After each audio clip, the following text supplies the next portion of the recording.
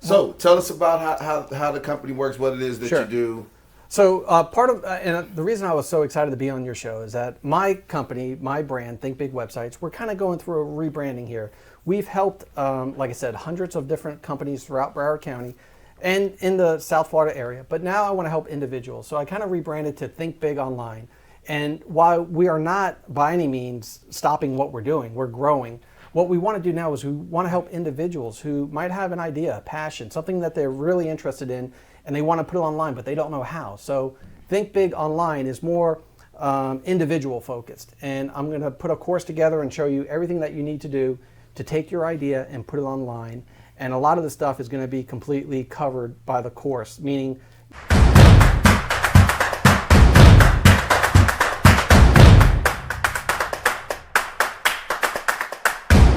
Podcast twins, here we go. Before we go from the Twin Cave, Vince is going to tell you what to do. Hey, as always, we're glad you guys made it back here for yet another episode. But before we get started with this great episode, I want you to remind yourself how to click that like button, subscribe, and make sure you share this episode with somebody else that might need it. All my Spotify listeners, love you guys out there, most of my truck drivers. Make sure you leave a comment when you do pull over safely. Other than that, man, we need everybody to join into this thing. So make sure that you share it with everybody. Like, share, and comment. So today we have a very special guest, Mr. Ray Bryant from Think Big Websites. Thank you for being here, Ray. Thank you. Appreciate you. And you just got to meet Vince for the first time finally after listening to a few of our episodes. But We're not going to talk about anything too heavy today. Because today the main goal is to learn from Ray, because not only does he do websites, he also does all different types of marketing. correct. So whether it be SEO, or I learned about geofencing, which I didn't even know was a thing that existed from you. Hey, you know, golf carts, man. Or, you know, but you're here because after this podcast, we're going to talk to you about hiring you to get podcast twins out there, because we feel, and I speak for Kirsten and Vince here as well, that we're doing a really good job of creating some interesting stories and some interesting topics, but not enough people are getting their eyes on our YouTube channel and their ears on our Spotify channel. So, well, I'll do my part to make sure I promote this one. that's perfect. There we go. That's perfect. So, but tell us a little bit about, I know you're a firefighter like Vince. Yes. And you have your business. So tell us a little bit about how you got into this business and why you even, why you even care about marketing. No, I've always been, I've been a nerd my whole life. I love technology, everything about technology. When I was a little kid, I convinced my father to buy me an Apple IIe computer. Wow. It was a few $1,000s at the time. He didn't know how to even turn it on. And he was fascinated and how much I learned about technology. And then since that time, I had a bulletin board system, very similar to the movie War Games, Okay. That was a great movie for me. And then when it came to being an actual adult and making a decision, I'm a third generation firefighter. So both my grandfathers were firefighters in New York, in FDNY. Wow. My father moved the family down and became a firefighter and eventually a fire chief in the city of Tamarack, which is close to us. Down the street. And then I've been on the job now for quite a while. And my oldest son is also a firefighter. So he's carrying the tradition. Generations. There's been and we all have the same name, so it's kind of unique. Okay. There's been a Ray Bryant in the fire service since like the late 40s, early 50s till today. Nice. Yeah, Okay. So I've always had those passions, the fire service and technology. And I started my own company back in 2005 called Think Big Websites, and we've been helping clients throughout South Florida, hundreds and hundreds of clients now that I'm proud to say we have helped. And I just love, that expression, if you love what you do, you don't work a day. That's right. So this is just part of that journey, and I feel privileged to be on the show with you guys. I appreciate it. Thank you. Outstanding. So, Well, welcome, first of thanks. all. And I'm excited, man, because you talking about I was the Commodore VIC-20 guy. Okay, so that was about $500, and that was a hard sell at my house way back then. So we used to play Karateka on that Actually, at my for me. house. Yeah. Like that game where you would have like a little pencil figure kicking ninjas and stuff like I that. misspoke on something. I actually had the Texas Instruments TI-994A. Okay. That one was in direct competitor to the Commodore. Commodore, Right. yeah. That's the one that had modules. You connect to the side. It was way ahead of its time. And 5.25 floppy disk, real floppies. Yeah. For our younger viewers, younger than me, let's say they have no idea what we're talking about, and they're lucky that they have no idea what we're talking These about. These are early computer days. We actually used tape cassettes. I used a tape recorder, and that would be how data was stored. It's crazy, but all right. I could talk about that. Like I said, I'm a geek. I love this. You look good for 111 years old, man. You've been staying in good shape. I couldn't wait for that telephone to be invented. Once the dinosaurs stopped chasing you, it was all gravy, right? Yeah, exactly. All right. So tell us about how the company works, what it is that you do. So part of, and the reason I was so excited to be on your show is that my company, my brand, Think Big Websites, we're kind of going through a rebranding here.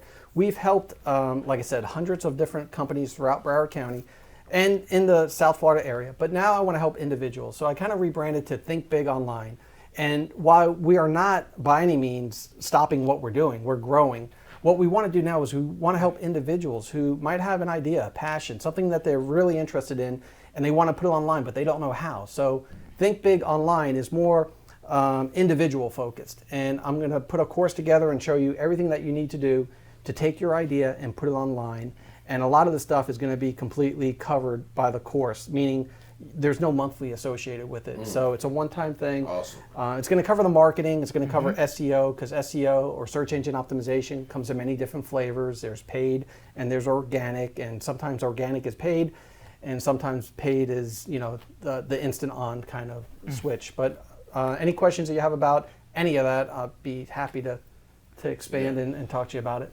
Okay. Well, first thing he's going to do is going to speak in the language that don't sound like womp, womp, womp, womp, womp, womp, like Charlie Brown's teacher. Sure. I think we're in a networking group together as well, the Dream Team, and I always tell everybody in the group, like when you do your introduction, make sure that I could explain it to my 10-year-old daughter, and my 10-year-old daughter could tell her friend, and that friend could tell her parents, and then her parents want to hire you. Absolutely. So that's what we're looking for, you for the 10-year-old version of what you do. And I think I kind of know, but my skill set is where I can bring traffic to your website.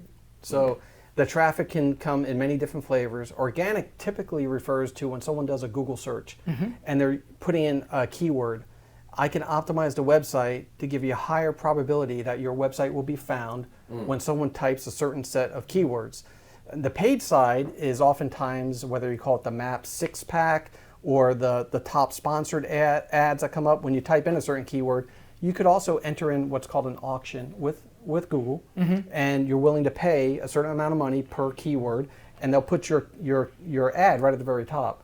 So those two ways of getting it traffic to your website, I consider myself very skilled at, and I can help drive traffic to any website that's out there. That's awesome. And I mean, at some point in a business's life, we need to leverage that expertise. Right. And we're there now with Podcast Twins. I'm glad that you didn't give me a flat no, because I did talk to another marketing person not that long ago, and that person said, this is absolutely not for me. It's not something I can promote on my platforms.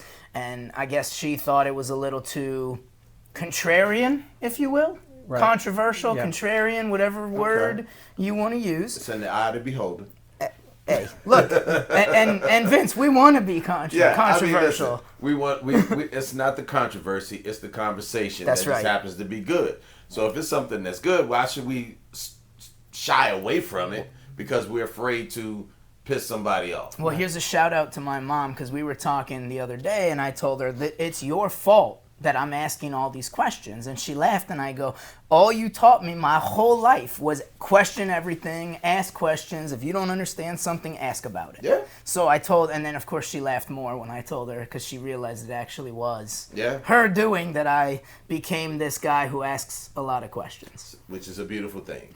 And so now what we want to have is, like you said, just to figure out how to take this thing that we've been doing, which we're getting a lot of great feedback, honestly, whether it be positive or negative. Very little negative. They just have their own opinions, but definitely about how to manipulate that. And so, what would be the motivation for a platform to shadow ban someone, or what can you explain to us why they do certain things in that that marketing area? Sure. So specifically with YouTube, I know personally from shadow banning, unfortunately, because I have a video on YouTube that's been viewed about 5 or 6 million times. Wow. It was monetized at one point, and it was a very conservative approach, and it was Paul Harvey. I don't know if you guys I've heard the name. So back in the 50s, 60s, Yes. he was a radio talk show.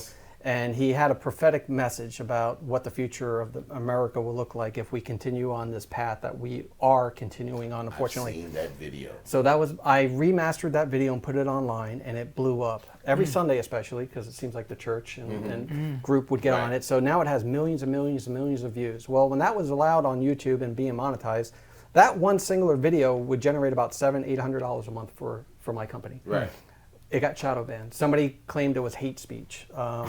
And with YouTube being YouTube, I made an appeal. Right. But it was instantly denied, and my appeal lost. And now that YouTube video is still very popular, but it's not monetized anymore. Right. So there's no, people have to take an extra step to even find it, but it still gets seen a lot.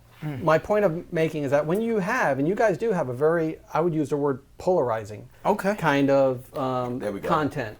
And depending on what side is seeing it, and polarizing videos are extremely popular, and they're extreme. You can grow your audience massively by having a polarizing type of content. It's just getting it in front of the right people. So that's where the key exists. You get in front of the wrong people, then what you're going to get is you're going to get people claiming it's hate speech, people claiming that it goes against some kind of value set on YouTube's channel. Will they still call us racist if they see us and realize that we're brothers? Yeah. Exact twin it's a real question. Yeah. No, seriously. No, I would not be surprised if somebody doesn't make some kind of claim like that. And then what's going to happen is YouTube's going to say that you're violating the terms of service. Right. But they won't give you specifically how or why. Yeah. And then you'll make an appeal. But nonetheless, to grow this kind of YouTube channel, you guys continue doing what you're doing. If you do get any feedback like that, you adjust accordingly. There's people like one of my friends out there, it's called the Economic Ninja. He's got 550,000 subscribers. That's a lot. It's a lot. That's a lot. He's very polarizing. And he's not a beautiful woman. He is not a beautiful woman. But he is a great content producer, and he's very controversial, and he's very polarizing. And when you watch his videos, there's certain ways that he says certain things because of that exact thing. Yes. Now, I've noticed that. Yeah. I've noticed people altering words. Yes. I was just telling these guys a few episodes ago that the word now is unalived. Yeah, I heard that on your last podcast. Yes. I think, I did hear that. You have to unalive yourself. Exactly. Yeah. So, well, you don't have to. You shouldn't do that. I'm just saying that was one of the examples that I've learned out here, and that person started that because of the potential banning. So my strategy for you guys would be to try to get your viewership, get viewers that are like-minded, and get it in front of them to come check you guys out. And it might sound a little contrary, but having snippets of what you do and how you kind of come up with that one little 15-second little catchphrase of sorts, monetize that by, meaning like make a shorter video out of that. Right. Okay. And then click here to watch the full video. Right. A lot of popular podcasts are doing that. Yeah. I didn't notice that you guys were doing it. It seemed like you were not doing that. So I would Not say, on all platforms for sure. Right. Take some excerpts of what you guys are doing and then create a social media reel of that. So drop it into various platforms and even like TikToks of the world.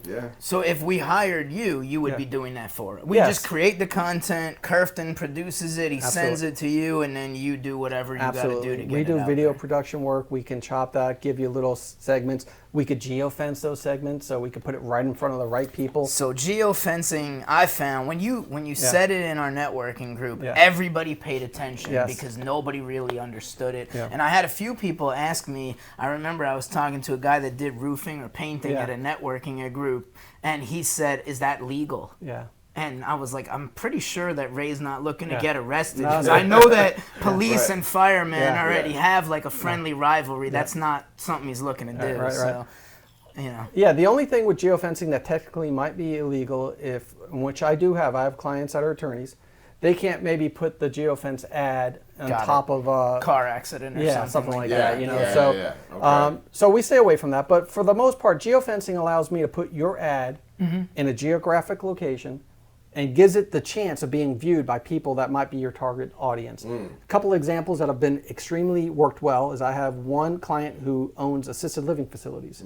And he was looking for people to take tours of his facility. Okay. So we said, hey, where are they going to be at to serve the ad? And we discovered there was a local hospital that catered to seniors, and we put the ad on the hospital.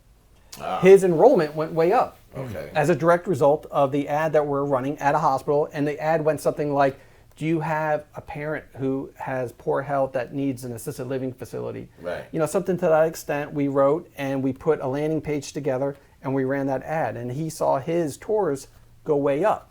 So are plenty of examples that we can drill down, go down that rabbit hole, and find out where are your perfect viewers at. Like, where do they hang out? Right. And put the ad on that. Yeah. Okay. Run a 30-second little clip, give them a taste of what you guys, the podcast twins, are all about. Right. Sure. And then watch your viewer count go up. That's what's up. Yeah. All right.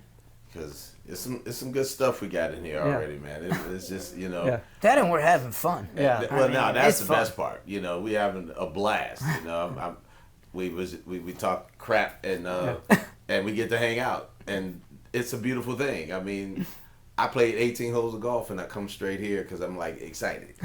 This is so fun. This is as fun as golf. Probably more fun because it's a lot. We're in the AC. Ooh, That's he said big. it's more fun than golf. Because hey, listen, we get to have the same fun and it don't make you tired.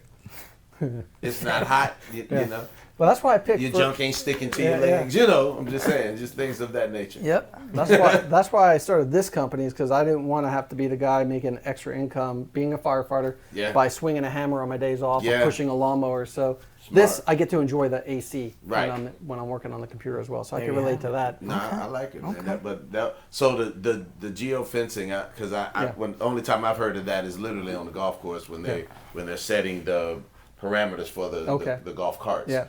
So when you go out of the fence and try to roll up on the green, probably not the same.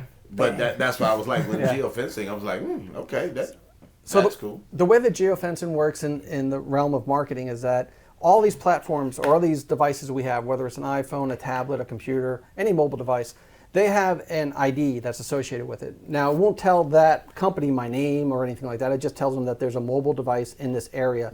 And I put a polygon shape on a map, and I say, anybody that comes into this area, capture their mobile ID for me.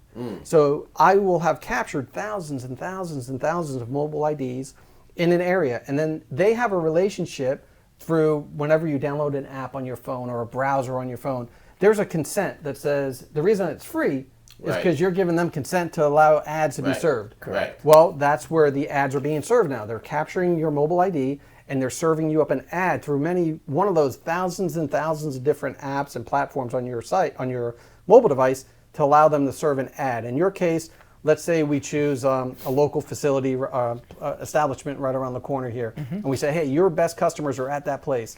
We will geomap that, and we'll capture all the data that comes in, and we'll serve them a quick 30-second video, giving them a taste of what the podcast twins are all about. That's awesome.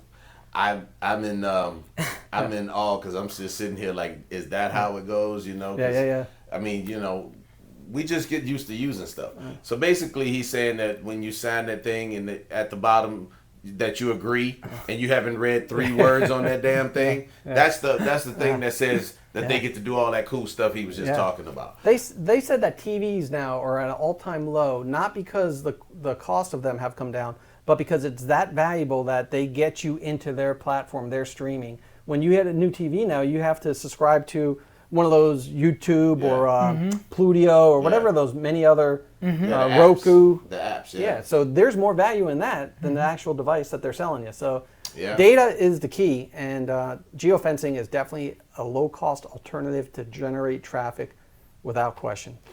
And we like low cost. Yeah. I think cost effective is the right wording there, right? It's cost effective. One side of the table cost effective, other side is low cost.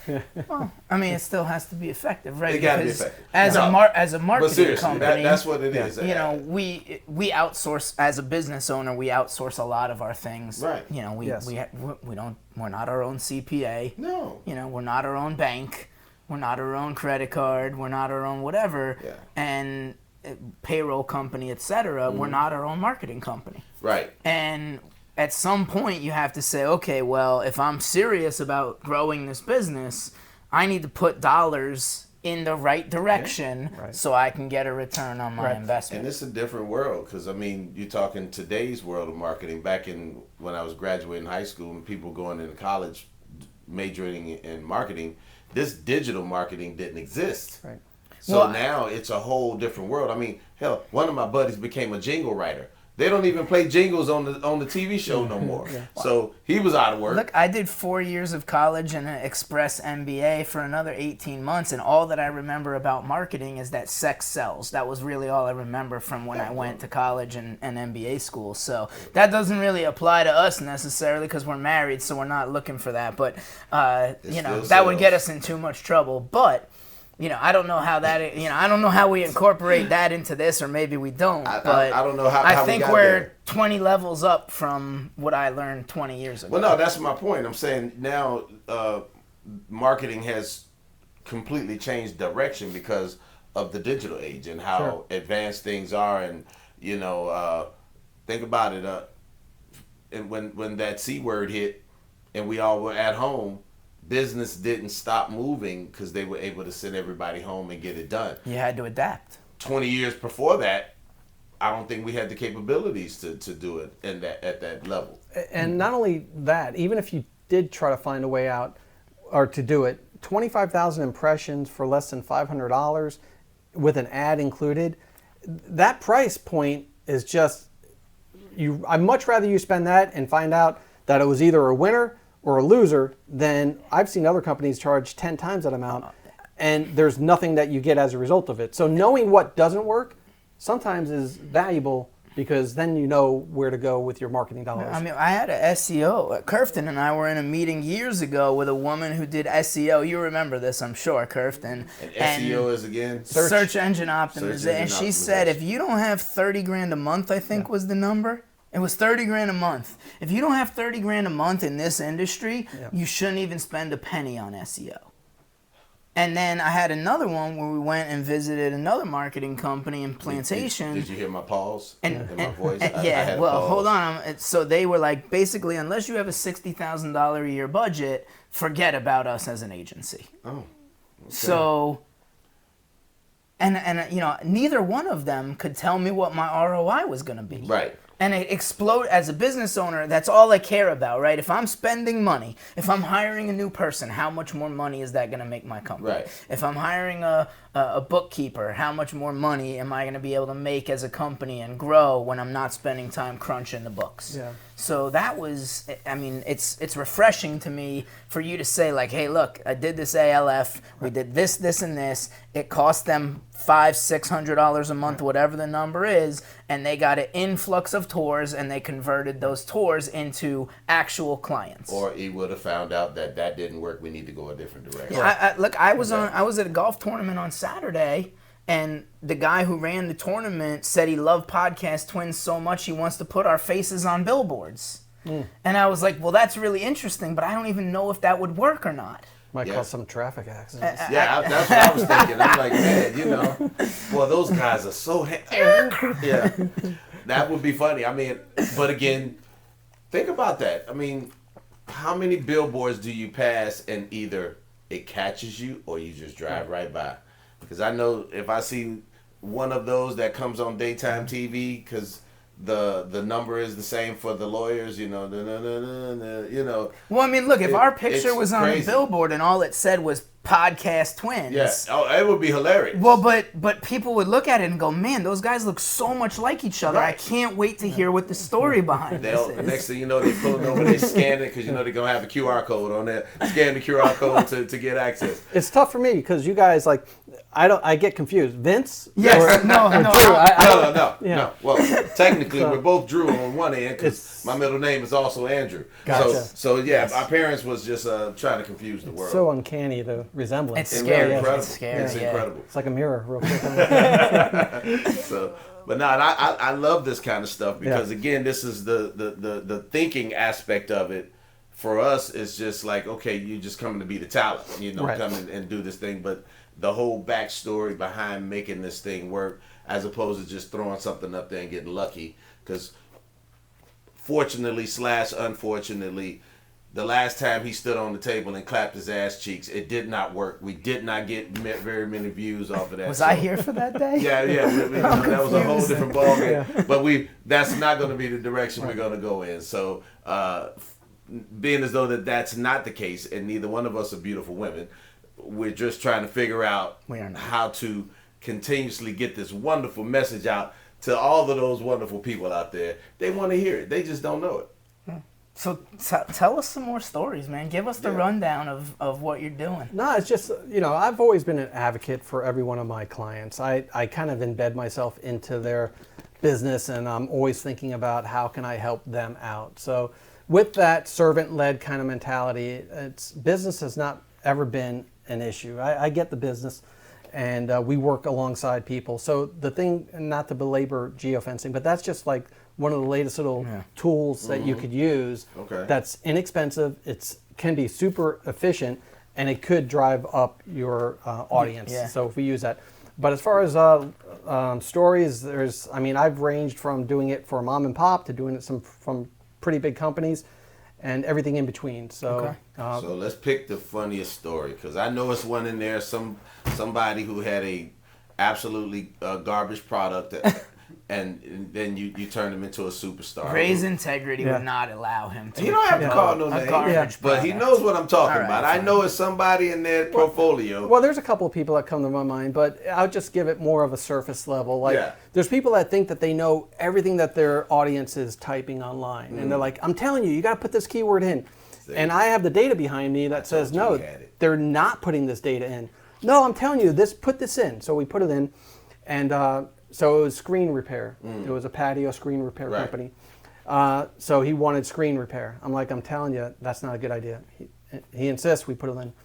At the end of the month, he's got all these clicks. He's costing, X amount per click. It was because of iPhone screen repair. I said, listen, I told you that we have to distinguish ourselves. So sometimes you don't understand the keyword that you're using is not the keyword that's best for your business. Right. So what you have to do in that case is put it on a negative keyword list. So anybody looking for iPhone screen repair, don't show your ad. Right. Because you don't do that. Yeah, patio screen repair. Hey, that's this company. So stories like that where the client thinks that they know exactly what, but the data shows completely the opposite. Those are always fun stories. So I'm your best client because I'd be like, I have no idea what they're putting in. Yeah, listen, it's like I say to folks in our business. Yeah. You want to come in and tell us how to do our job. I don't go to Burger King and tell you how to flip the burger. I don't, because that's not what I do. Burger King still exist? They do. They do. Yeah. And they're actually doing well. Get some stock. I worked there when I was 14. 5 months. See, that was all I lasted. Child labor laws. Well, I had to. No, you can work at 14. Back in my day. Yeah, back in my day, you could work at 14. Special work permit to get in there at 14. I rode my bike. Bicycle, not motorcycle. Right. Obviously. Yeah. Well, not today. They got those little. Everybody's running around here now. It was powered by my feet. They're talented on those things too, man. It's crazy. They're like reading a book while riding their scooter. They're crashing while getting texting. A scooter. That's 30, crazy. 35 miles an hour looking down. Yeah. I was like, that is. Those e-bikes too. Yeah. Crazy. I'm driving along. It messes with my mind because it looks like a bicycle. Right. And I'm thinking, am I going like 10 miles an hour? Am I going keeping up with me? This guy's doing like 30 miles an hour on the sidewalk, flying. So. The only last thing I don't want to forget to mention, and Drew brought up a good point on it, is knowing your client acquisition cost. Because if you don't know that going in, you don't know if you were spending good money after bad. If you spend $500, but a new client brings in only $100, then you're spending too much money to capture one client. But if that $500 brings in a $5,000 company or a business, then do that, repeat, rinse and repeat, rinse and repeat. No, I mean that's a good point. That's a good point to add on. And my question then would be, well, how do we get into some companies that might sponsor us? How do we get, like this guy Seneca that I met on Saturday finally, he was like, look, man, my company may want to sponsor this show. Yeah. So that would be really the ramped up level, and then we could pay you more money to get it out there. And the great thing about sponsors, you care less about those C words that you used earlier. Right. because you have a sponsor, and that's the form of monetary that you're getting from it. Right. Whereas if you're relying strictly on monetizing YouTube with your X amount of watch hours and your X amount of subscribers, then you have to be really sensitive that you don't offend the mighty channel gods that are out there.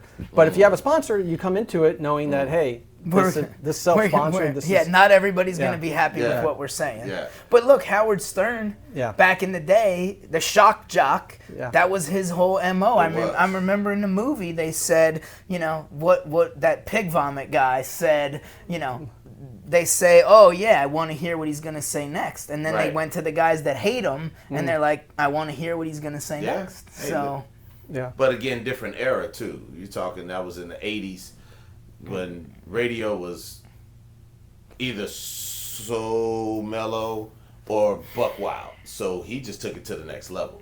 And, was he one of the first nationwide? I think so. I think he was one of the, he got so especially popular. for Sirius or for satellite, he was the first. For sure, in the satellite. He was one of the first, which is why he never look needed at to the work Joe again. Rogan Experience podcast. I mean, it's the most listened to, and he's more polarizing and more controversial maybe. So, maybe he's controlled opposition and, he's part of the system. I don't know. Well, he got his funding through Spotify though. But Spotify gave him, what was it, 50 mil? a big number. Up front. That's a lot. 50 mil. Yeah. That's a nice check. But his YouTube is ridiculous. Yeah. Okay, so Joe's, he probably won't be getting up on stage doing bad comedy anymore,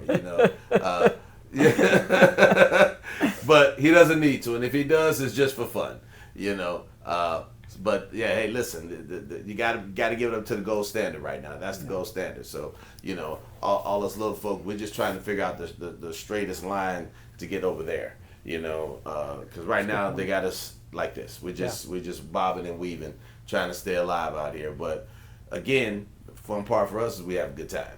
The second part is that the people who've seen it, they all love it. Whether they love it because they hate it, or they love it because they love it. So it does incite some responses. So one of our biggest issues that we're having, speaking of that, is those lovely people that love it, they can't say it on the page. So they text us directly. Oh God. They'll send us instant messages, but they won't put it on the page. So the engagement. They won't engage. Okay. They won't engage out there because whether it's for their personal careers or whatever the case may be. And I'm like, look, create a dummy page and respond. Right. But you mean they're being a little bit timid too? They're censoring themselves because they work for a company that may take issue with them commenting the wrong direction. Gotcha. Like they could write, "Hey, you guys are crazy." Right. And everything you say is fabricated, but they don't believe that, so they don't want to write that either. Yeah. Right. Well, sometimes, they'll do, like, you guys can say, hey, if you guys agree with us, just type number 1 in the comment section below. Okay. A number 1 is not going to be too much there, and then you could run. Just get them to hit one button and send. And you could run a contest too. You could say, "Hey, for everybody who commented today, you got this amazing stuff around. We got a lot of swag. We're all right. You could offer some incentives that way too. So I like that. Because I'm telling you, boy, some of our folks, I promise you, they like. I'm like, I send Drew screenshots. Yeah. I'm like, they won't put it up there, but this is the. So that's how we get a lot of our feedback in that regard. Right. And the people that do comment, halftime I don't know who they are. So that's the fun part. It's like, okay, this is a perfect stranger to me. And so it's pretty cool that way too. So again, it's a learning process. I did it on my own personal fitness page, and it was doing really well at one point before the shutdown. And again, I pulled back because, doing other things. Because, we were essential. We had to go to work every single day that happened. But either way, it kind of redirected me from doing that. So now here we are back here again. The world didn't get less sensitive, it got more sensitive. And so we just want to make sure that we're, like I said, trying to straighten that line out from that squiggly line to make sure we reach the beautiful golden shore over there.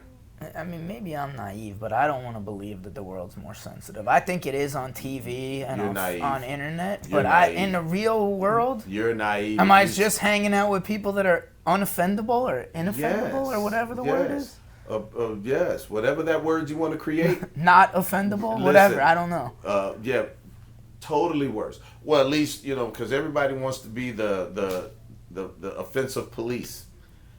Because hey, now Is he right, my Kristen? favorite thing, because we have to do these things every year for in our business of customer service. You have to do these little online garbage CYA paperwork. Well, hey, we said he was trained, so Curve and I can be having a conversation. You walk by and hear something you don't like. We don't even know you're there. You can make a complaint against us. Oh man, listen, it's terrible out here. So yeah, they're getting more sensitive, and they're putting you more. Like literally, they want you to come to work, put your head down, don't say nothing till it's time for you to get up and have your iced tea and your cheese sandwich, and you bring your ass back to your desk. That's all they want you to do right now, because if you're having any level of conversation that's not that, you literally are putting your job on the line every day. On a bright note, with Ray here, it took me a lot longer in this episode to get mad than the last two. So now I'm mad again, though. But go on. Well, no, I'm just saying, but that's real, because I mean, I've seen that happen this calendar year already. Definitely 2 times in the last calendar year. I'm like, they didn't even know you was nowhere to be found. Well, I ain't gonna go there, but. Yeah, because that gets too deep. We're going into a different episode. Yeah. But again, they are more offensive, so easily offended. So we have to make sure that if we're going to offend you, we offend you all the way. We're going to push you all the way across the table into the garbage can, because I'm going to offend the hell out of you if I'm going to offend you.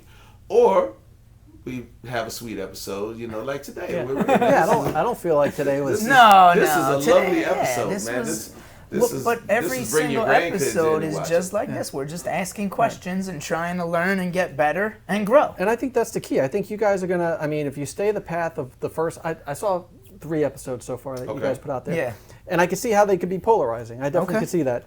You're going to stay true to that, and you're going to build your community based on them knowing, if this particular episode has a lot more viewers to it, maybe that's an opportunity for you to say, hey, do I want to adjust? Do I want to change? Right. And perfectly fine if you don't. Just realize that might be a stronger, harder journey.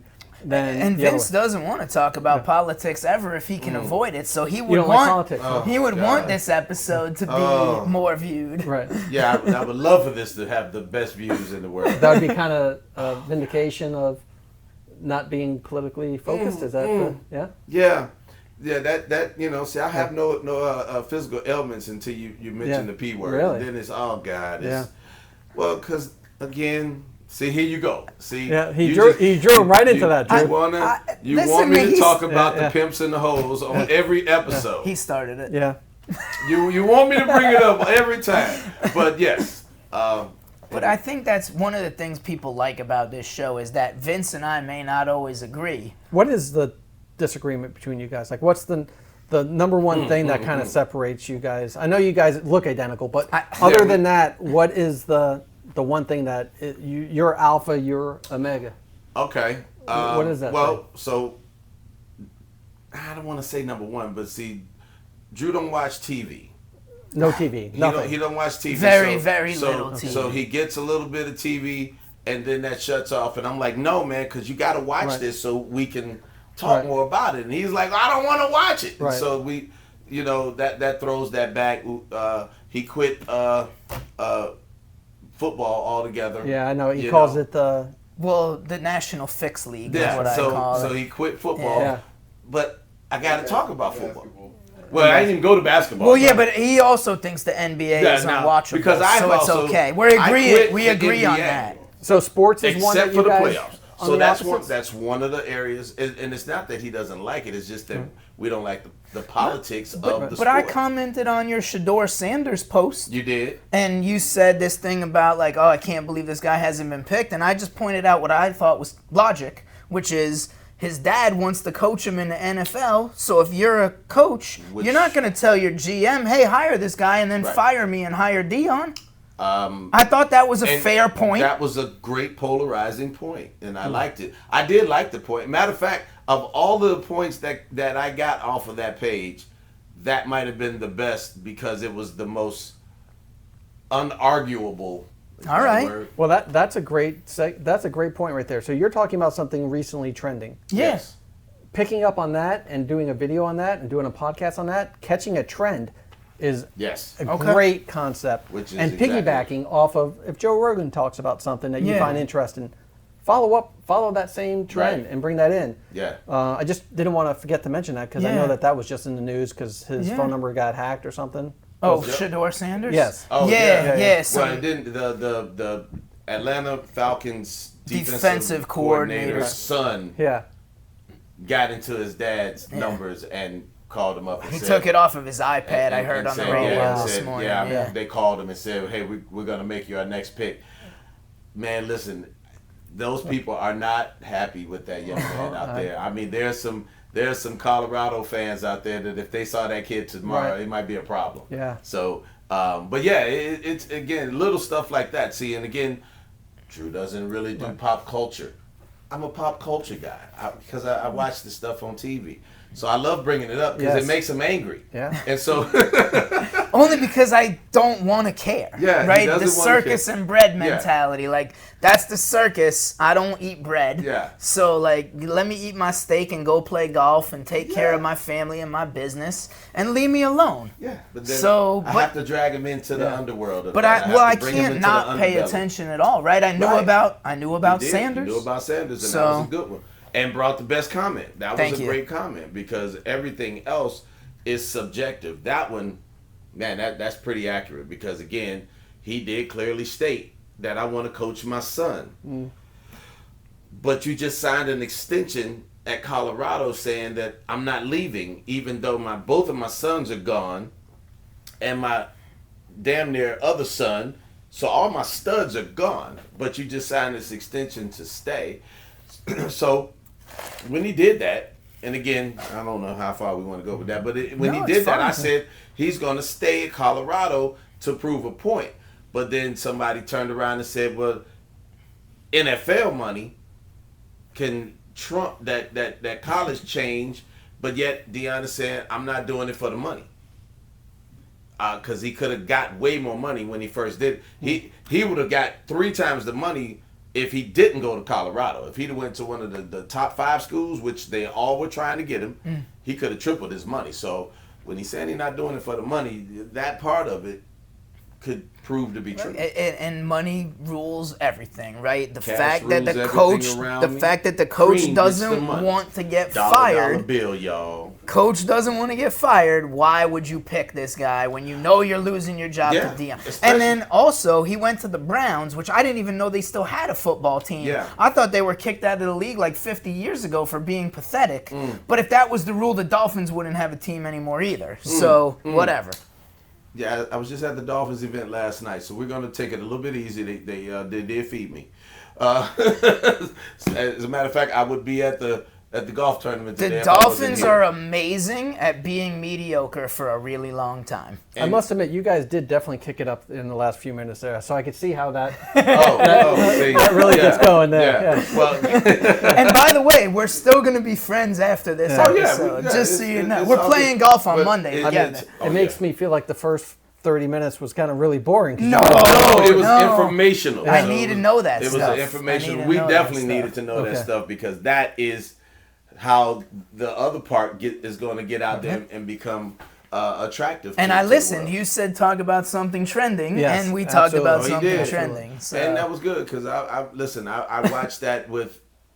It was hard to watch the draft because, first of all, it was the most unfair to Cam Ward, who was the number 1 draft pick who got 0 limelight. Because of the Shedeur situation. He literally did. They didn't even have the big.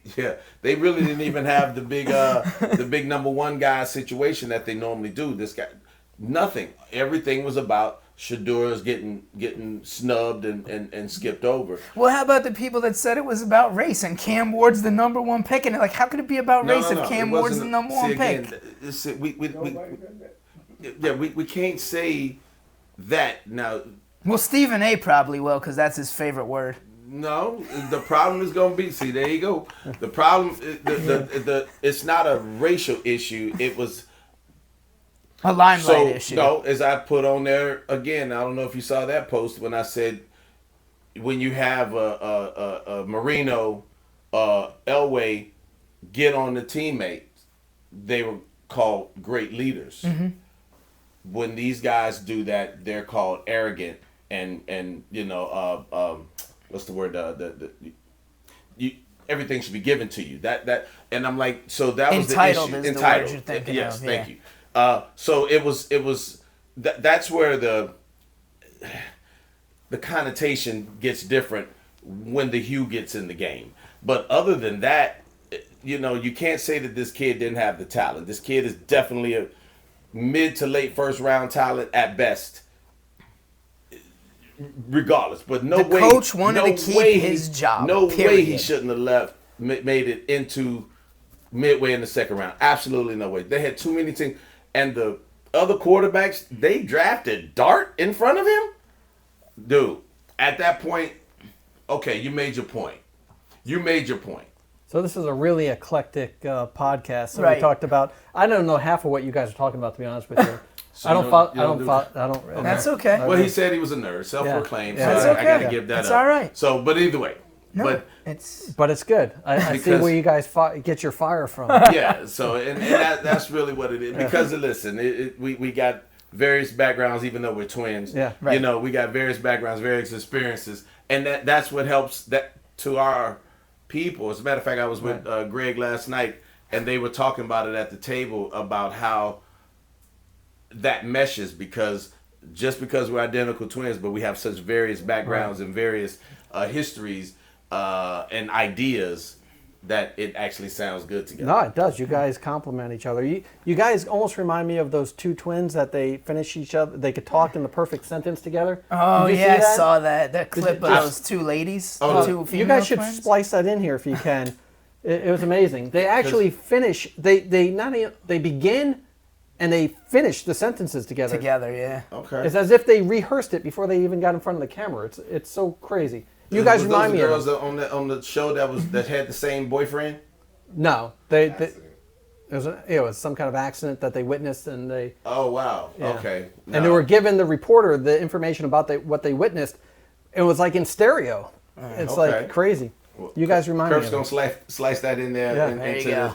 I thought you was talking about the two girls they had a TV show because they couldn't be apart. No. And they had the same boyfriend because Oh, you're talking about they were wanted to be together. conjoined twins. No. Oh. No, they were fully separate Okay. twins, but they wanted to share everything, do everything exactly. So if one went and got a filling, Yeah. even if they didn't have a Oh, filling, they would feel it? They would go and Really? ask to get the same filling, so they would be identical.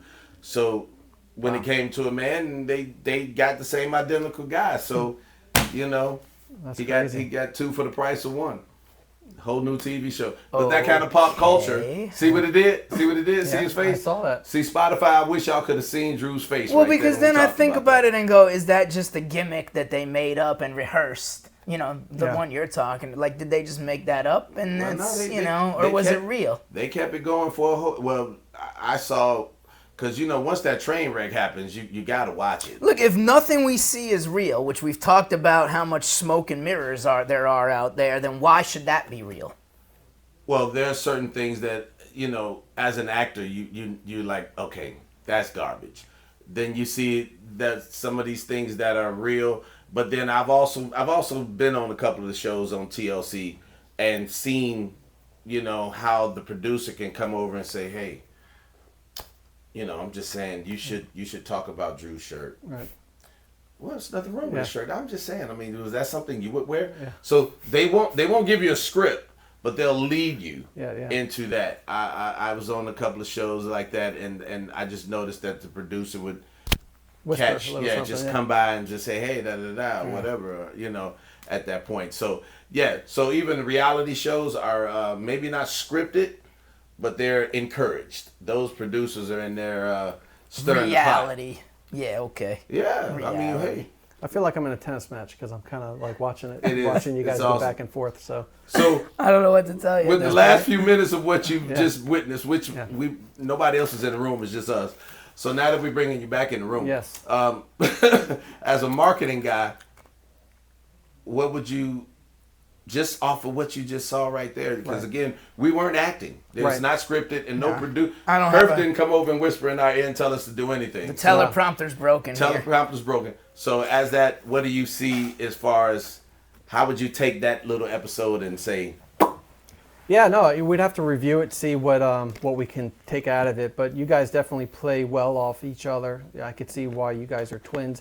It's almost like conjoined twins, really. Yeah. It's even closer than identical twins. And like Andy Garcia, he was a conjoined twin. I don't know if you knew that. Was he? I did not know that. I figured I'd throw some facts in here. All right, good. I like that. But no, I think that you find out what plays well with your audience. You extract that bit and you make a sizzle reel out of that. Put that out there. Let people engage with that. Bring them back to your performance here. Let them see what you guys are all about. Totally unscripted, and how you guys can bring out some great conversations and get each other firing a little bit on each other, which is good. I think that's people like to see how that's handled.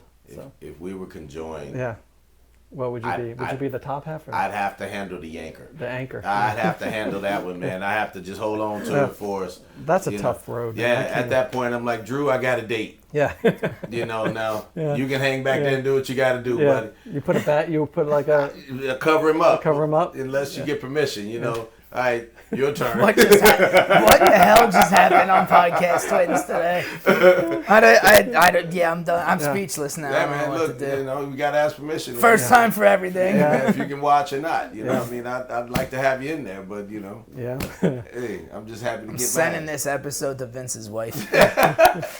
Hey, at that point, I told you I'm controlling the anchor. So after that, whatever happens, happens. But this was good. I like it. I like it. We want to get at least one more notable point. Sure. Out here. So for a upstart business, now you're saying you want to do the online. Let's say somebody has a, I don't know, t-shirt business, and he's just in this room. Right. Get it going on literally from scratch. How soon should he or she go and look into marketing themselves? Sure, almost immediately. Like if they're going to do it themselves, they're going to spend a lot of time just procrastinating and not taking action. Maybe they're going to languish over what does the logo look like, or what domain do I get to sell my product on? Right. The best thing is just take action and get a minimum viable product out there and start building. Like one of my clients, he's going to be making these badass military surplus Hummer vehicles. Okay. He buys direct from the Army. He's going to refurbish them, and he showed me a picture of them. They look amazing. Okay. He needs to get a website out there yesterday where he can start building a waiting list. So that's what I recommend to the t-shirt guy. If he believes that his t-shirts are going to be what everybody should be wearing, if he catches a trend and he has an excellent quality t-shirt, start putting it out there. Get the waiting list going. Let people know that you're going to be producing a badass t-shirt. Get them on a waiting list. As soon as you make your production run, contact them. Say it's for sale now. That sale can be inside an awesome place like this, or you could do an e-commerce site, and literally it takes less than a week to get something like that set up. So just don't let what people feel like the complexity of the online version get in their way. If they have a 5-minute conversation with me, I would tell them they could be up and running within 72 hours on a website with everything that they need. Wow. And leave the struggles behind and just do what you do best. You guys do what you do best. I'll do what I do best, and together we'll make it happen. So I love that. All right. Either get off the pot. Anyway, so take that, all my up and coming entrepreneurs, especially if you're trying to push a product. I asked that question because I 1,000% agree with that. Because when you're trying to do everything yourself, when you're trying to be, as we call the Tyler Perry, who handles every single bit of it, even if it starts out hot, something's going to happen. You're going to fade until you start to delegate and share that responsibility. Or you just get sick of it and you got a whole room full of t-shirts and nowhere to go with it because you didn't get it out there and get it marketed. Don't be afraid to bring in the experts. Let them help you out. That's what they're there for. That's why we have different people in different professions, because everybody can't do everything. In other words, call Ray at Think Big Websites. I'm sorry, Think Bid. Think Big websites. No, but you're He's rebranding. moving it to Think Big Online. Think Big Easy for you Online. guys to say. Think Big Online. online is the new brand. ThinkBig.online. But you could always find me at thinkbigwebsites.com. The Think Big.online is more of it for the individuals looking to get the entrepreneur spirit out there. Got it. Because that's who I'm talking to. Because I know several people that probably need to call you right now. Awesome. I would love to help them. That's it. They're in there swinging. They're doing okay. Yeah. But they're just swinging. And they want to grow. That's what I mean. Is the other if key. You want to They grow. want to grow. Now, again, last point on that. You got to want to grow. Because sometimes people jump out there and their product hits way faster than they can produce it. Growing pains are a real thing. And you know, because I've bought into products that I've seen online or whatever the case may be. Oh man, that's hot. I want it. And at first they were saying it was delivered within 7 to 10 days. It got overwhelmed. Months 7 to 10 by. days turned into 3-4 months. That's where the waiting list concept really plays into it, because you could have that idea, you could throw it out there, and you get people signing up for the waiting list on your product. And when the product comes in, you go through your waiting list. Without that, you're flying at night. You don't know what they have, and you're missing a lot of opportunities. The Army guy with the Hummers, he's going to have a list of 100 plus people waiting to buy a refurbished RV Hummer that's like $75,000. He'll have a whole list of people waiting. He only has to sell one of them, two of them, every quarter, and he's doing well. So having that great idea is good. Having a way to channel those people is even better, because then you could get back to them offline with a waiting list. So it's wow. Things that we all should be thinking about. We better wrap this up and go hire this guy before we send this out. Think about it. So again, one time for all my entrepreneurs out there that's out there doing it, don't quit. Side hustles. Yeah. Side hustles even probably more important, because you're already busy at your workplace. You need to bring in a professional that can help you right your ship and get it going up the river the right way. So that's my words on that note. I mean, for the price of a couple crappy meals at terrible restaurants, you could have a full marketing plan from Ray. Absolutely. We're not going to talk about which restaurants he's talking about, but I know that they're crappy, because if he says they're crappy, that means they got seed oils. Okay, we're not doing that. We're not doing that okay, again. Yeah. So, but yes, exactly. That's episode 2. That's episode 2. So, hey, make sure y'all, again, find him at thinkbigwebsites.com or thinkbig.online. So he brought his t-shirt in there too. So, that's right. So anyway, guys, we appreciate everybody coming right here. Again, make sure you click that subscribe button. Make sure you share it. Leave a comment. You know what? Hit number 2. Just hit number 2. Hey, appreciate everybody. Drew. Podcast Twins out. Peace. Yeah.